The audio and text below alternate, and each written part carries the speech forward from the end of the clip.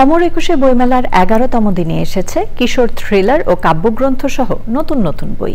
অন্য প্রকাশের স্টলে পাওয়া যাচ্ছে ছোট কাকু সিরিজের সংকলন ছোট কাকু 40। বইমেলায় মঙ্গলবারও ছিল বই প্রেমীদের ভিড়। ইফতেখার উদ্দিনের রিপোর্ট।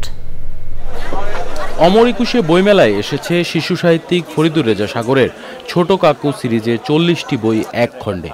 নতুন এই সংকলন নিয়ে বই প্রেমীদের আগ্রহ ছিল যথেষ্ট।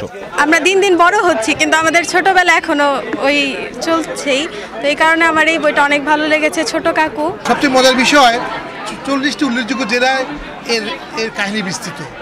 তো আমরা খুবই আনন্দিত। আমি জানি না বাংলা ভাষায় এর আগে এত বড় কররবে এত বড় সাইজে কোনো বই বেরোচ্ছে কিনা। এটা আমি মনে করি বাংলা ভাষার জন্য আমাদের জন্য একটা ইতিহাসে থাকবে। আর এই বইটির সবচেয়ে বড় বৈশিষ্ট্য, যারা লেখালেখি করবেন বাচ্চাদের সাহিত্য নিয়ে, তাদের জন্য রেফারেন্স হিসেবে ভালো কাজ করবে। মোড়ক উন্মোচন মঞ্চে প্রকাশিত হয়েছে রিপতি বিশ্বাসের নতুন বই। বইটার নাম ভালোবাসার উজানো গাঙে। এটা একটা গল্পের বই। এখানে 15টা গল্প আছে। পাঠকের সব শ্রেণীর পাঠকেরই আশা করি ভালো লাগবে, এবং গল্পগুলোর মধ্যে কিছু না কিছু মেসেজ আছে। কিশোর গল্প, ভৌতিক গল্প, কবিতা ও উপন্যাস প্রকাশ করেছেন লেখকরা। জানিয়েছেন এবারের বইমেলায় তাদের অংশগ্রহণের কথা। ভিন্ন একটা রহস্যময় গ্রন্থ নিয়ে তৈরি করা হয়েছে।